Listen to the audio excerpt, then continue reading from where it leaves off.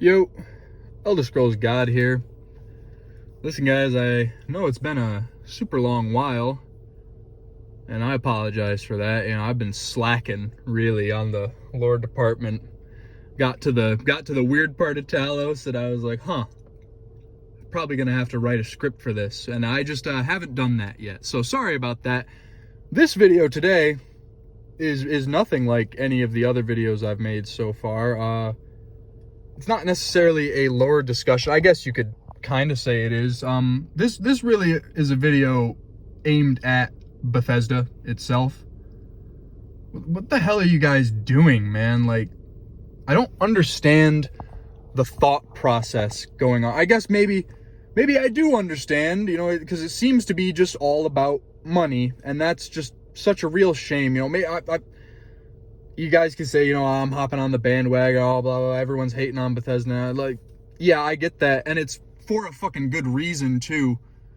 Like, I like a lot of you, I've been a fan of the Elder Scrolls since I was a little kid. When Skyrim came out, that was my favorite game. I got an Xbox when I was a kid with my own money, just so I could play Skyrim, because that just looked so cool. I'd never heard of Elder Scrolls before, but it looked so awesome. And lo and behold, here I am today, talking about Elder Scrolls lore on the internet. So, needless to say, Elder Scrolls has had quite a crazy impact on my life. I love Elder Scrolls.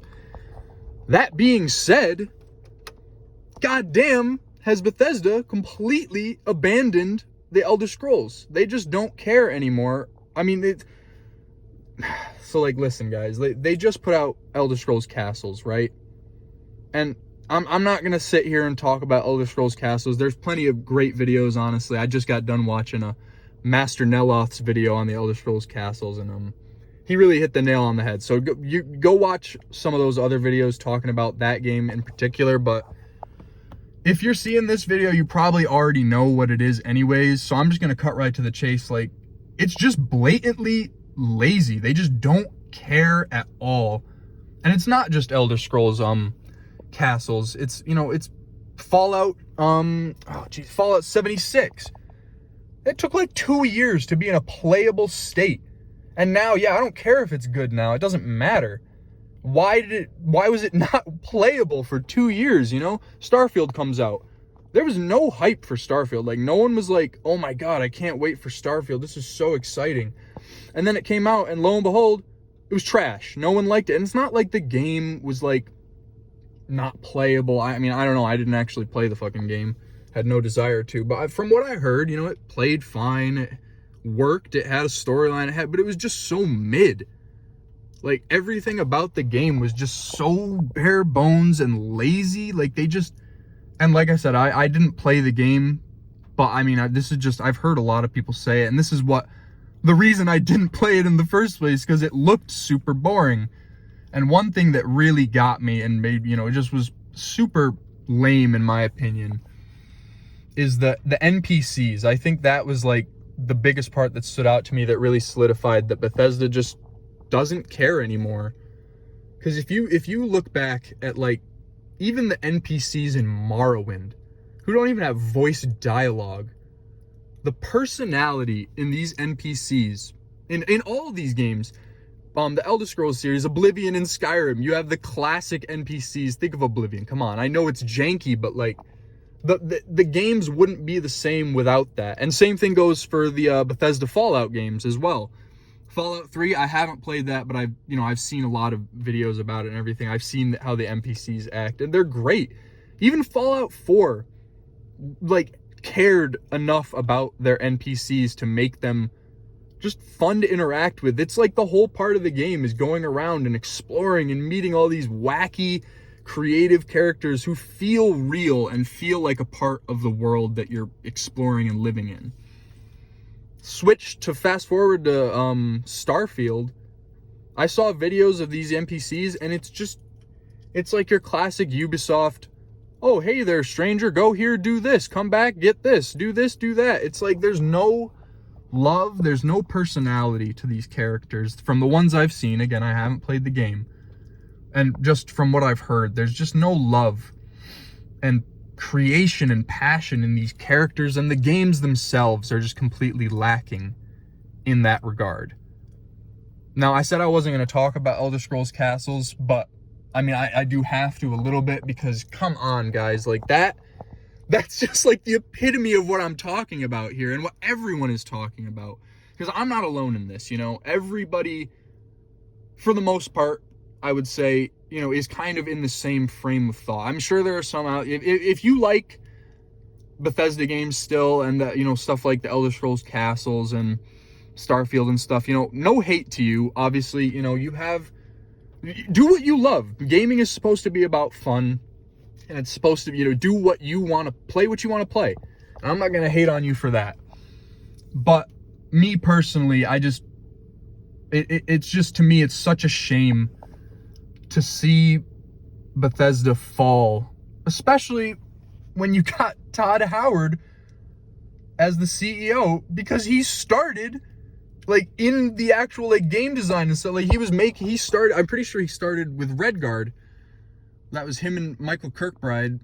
You know, that was like where they started, and then they made Morrowind together, and goddamn, Morrowind is like, there's just nothing else like it out there. I'm playing it right now. I've never actually like beaten the game, but I've been trying to for so long. I've been doing. I just keep making a whole bunch of different characters, but the world is just insanely fun to explore. There's just so much. It's so unique and creative, and you're going around, you know, and you just stumble across. Like, I have a core memory of my first character on Morrowind, and I was just stumbling around in the random cave or something, and I find just like the best sword in the game, Chrysamir. I was like, holy shit, where did this come from? Like, how did I just stumble? But that's just how cool it was, you know. You just find things like that, and you go out and explore, and you see the artwork in the old tombs that Michael Kirkbride had drawn, and you feel the passion there. And so it's so insane to me that Todd Howard came from a position like that, where you could feel the passion. You could pause. You could, you know, you could tell that he really cared about what he was doing, and everyone cared about what they were doing. Even with Oblivion and Skyrim, the passion is still there. They had respect for what they had created. They enjoyed what they were doing. And now, I mean, it's just like, that's gone. You can feel it. The love and the care and the passion towards the project is just gone. And, you know, it's not just their old projects like Fallout and Elder Scrolls either. Their new stuff, Starfield being the perfect example, is just completely devoid of creative passion, in my opinion. Now, maybe I'm being too harsh on them, but you got to keep in mind, we've been waiting for Elder Scrolls 6 for like 10 plus years now. The teaser trailer is like 6 years old at this point. And I don't understand why you would tease that and then release nothing about it when you know that's pretty much what fans have been waiting for. That, and because Fallout 4 came out, and I liked Fallout 4. A lot of people hate on it. I hate on it too sometimes. It's not the best, but I do like it. For what it is, it's a good game. It does well, you know. And Skyrim, my favorite game of all time. I recognize now that without mods, or without modding capabilities, it would probably not be as recognized as it is today. But I still love Skyrim for what it is, the game it is. And same thing goes with all the other Bethesda games from that time. It's just because you could tell that they cared. And I know I keep saying that. I was probably beating a dead horse here. But as an Elder Scrolls fan, you know, it's just sad to see them fall to like the Disney, the Ubisoft, these big corporations who just don't care about anything but money. And in a field like entertainment, where it's literally the main purpose is fun, I just like, I don't understand.